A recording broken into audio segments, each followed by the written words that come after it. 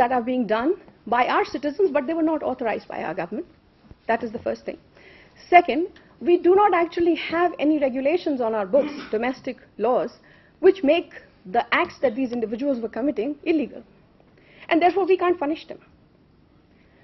So this was an argument that the international community had to accept very reluctantly. And therefore, it began, and it was, to some extent, it was true. In many cases, some of the countries that were involved in this did not actually have regulations. I'll give you an example of Malaysia. They discovered that a Sri Lankan guy set up a factory in Malaysia, and this was a factory for engineering products. He employed very good engineers there, told them that this is something that you're making industrial products that are going to be exported all over the world. Then sent his own technical experts to tell them exactly what to manufacture, which smart people anywhere in the world can do. And they did, and they exported. Those were not industrial products. Those were parts of centrifuges that are used for uranium enrichment. Now, when the Malaysian government was told of this, they were very embarrassed. They started an investigation. They caught many of the people.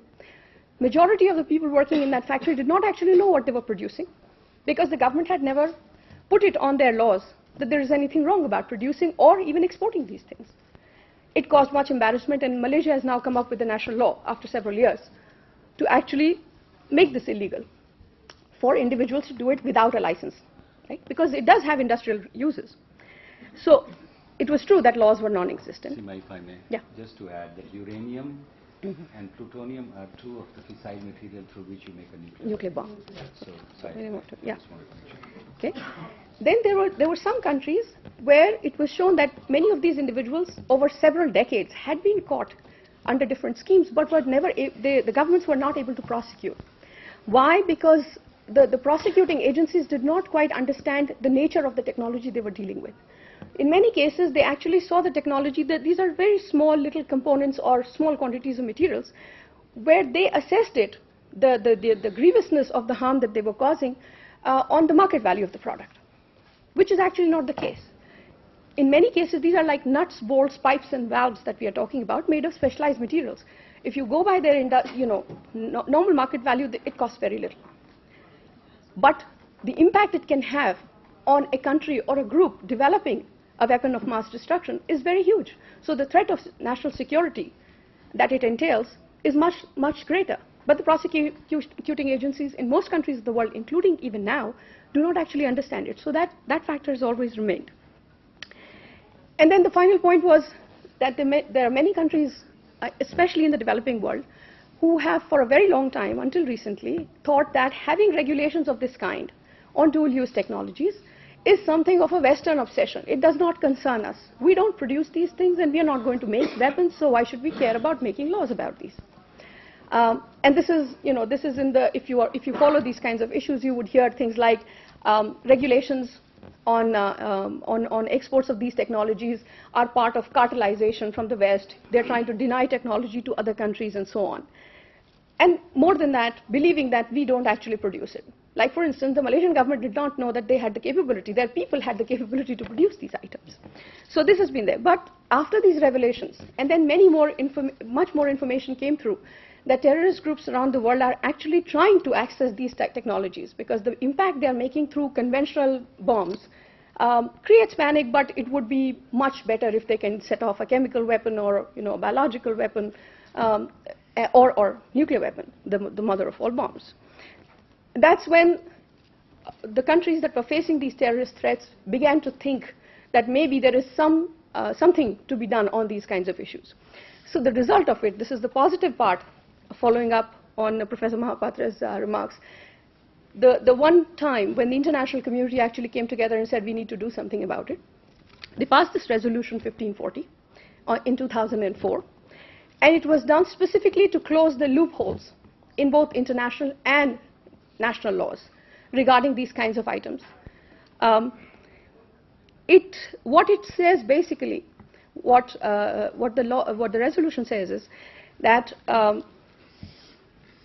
all of the international obligations that countries have taken on already under all the various treaties they have signed, whether it's the Nuclear Non-Proliferation Treaties, Biological Weapons Convention, you name it, most countries have signed them. you have to convert them into domestic law. Otherwise, there is no link on the enforcement side. It's just like signing a piece of paper otherwise. You're not enforcing it. The second thing it says is that the law, when you pass it domestically, should be understood by all the stakeholders concerned, not just the government, but also the industry, as well as and the enforcement agencies, but also the political and legal community. All must be interested, invested, and know about what it means to be able to implement this law. And it also reiterates that nothing that the 1540 resolution says invalidates your earlier commitments on these issues. So you're basically reiterating what needs to be done and how to do it. This is the second very unique part of this resolution. Now, the resolution is very unprecedented in several ways. Those of you who follow international law would recognize what I'm saying. It clearly obligates UN members to criminalize all activities relating to dual-use technologies, which means materials, expertise, and items. So the entire range is being covered here by unauthorized individuals. So you have to admit, if cases come to light, either those individuals were authorized by the state or they were unauthorized. If they were authorized, the state has to take responsibility that I asked them to do this. If they are unauthorized, you must have laws on your books to punish them. There is no middle way in here. The other unique thing is that it was passed under Chapter 7 of the UN Charter.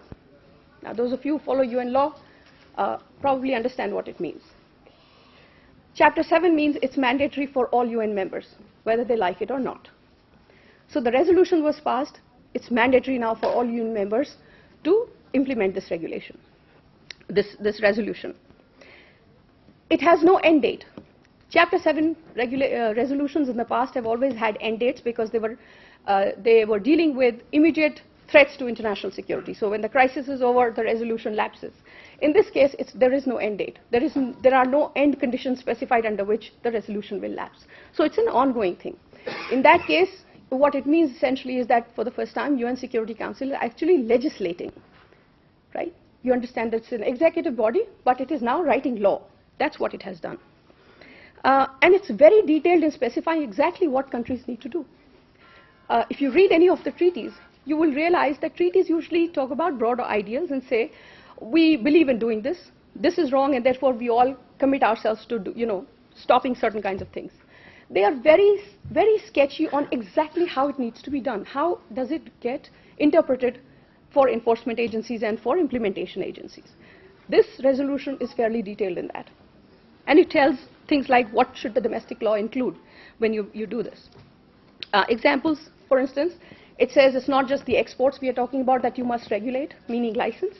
You must also cover imports, transit, transshipment, even brokering and services, financing. Everything relating to dual-use technologies needs to be regulated under domestic law very clearly and very specifically. It also says that it is the duty of the governments, once they pass the law, to talk to the industry and explain to them what the commitment under this law means for the industry, as well as what will happen if they don't follow. So both aspects have to be given to them. And in the other way it is unique is that there is periodic reporting. All countries must submit reports on what they have done on this issue, and those reports are actually public. They are available on a website.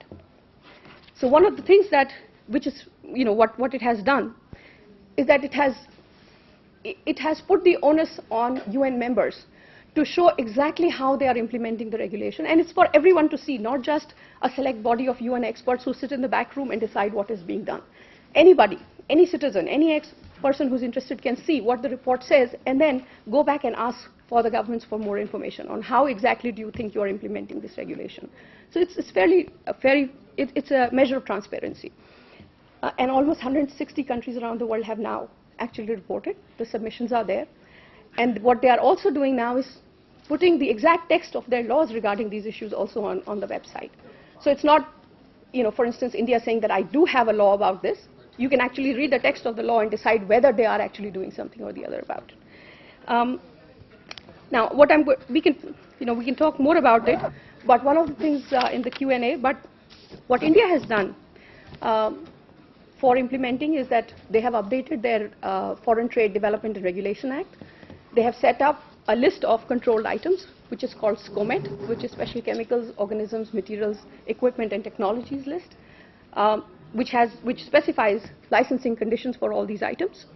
And it has a WMD Act, Weapons of Mass Destruction Preventive Activities Act, in 2005, which does all the things that the 1540 resolution is asking for, including things like making companies liable for knowingly assisting proliferation, whether to other countries, state governments that is, or to non-state actors, and sets very stiff penalties. So in this way, India has actually moved forward and become part of the solution to the problem of international cooperation. Is actually being talked about as an example for other developing countries who can maintain their, the liberal growth pattern, as well as have a very strong regulation on these kinds of high technology items. Thank you. As you can see, there is such a rich menu of items to be discussed. We wish we had more time. I will now launch into a 45-minute speech that I planned for myself. No, I'll just abuse the prerogative of the chair to take maybe a minute and a half to tell you a few other things that you hear pieces of. And this is just a listing of a few things. What we're talking about here in this area are legally binding international instruments. And I'll just name a few of them so that you remember them for the future. There is the Convention on Physical Protection of Nuclear Materials, CPPNM, and a SUA Convention Amendment of 2005.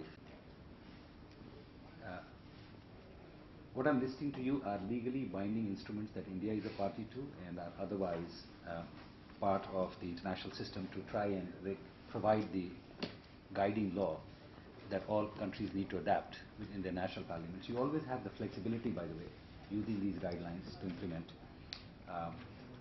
The caveat is that 1540 is fairly specific, and India is, by the way, very comfortable with implementing 1540. It's one of the leaders. You also have the International Convention for the Suppression of Acts of Nuclear Terrorism. You have an International Convention for the Suppression of Terrorist Bombings. And then you have initiatives that are based on agreed principles. I'm just giving you a framework and a flavor of what is going on in international law. You have the Global Initiative to Combat Nuclear Terrorism. You have a Proliferation Security Initiative, a Container Security Initiative, and something called Customs Trade Partnership Against Terrorism. These are all international initiatives that are designed to regulate international conduct. You also have a number of bilateral initiatives. India is a party, for example, to joint working groups on counterterrorism, which are working very well with the United States, with Russia, with other countries, where we work on such good, sensitive things like sharing human intelligence, signals intelligence, tactical information, placing of our own sources. Let me skip ahead to say that when we talk about operationalization, let me actually take another 30 seconds. See, the operational requirements, I will mention two of them. One is to develop adequate state capacity to license and regulate these items, and the second is to develop state capacity to enforce your laws. Those are basically your requirements. The rest of the details we can come back to.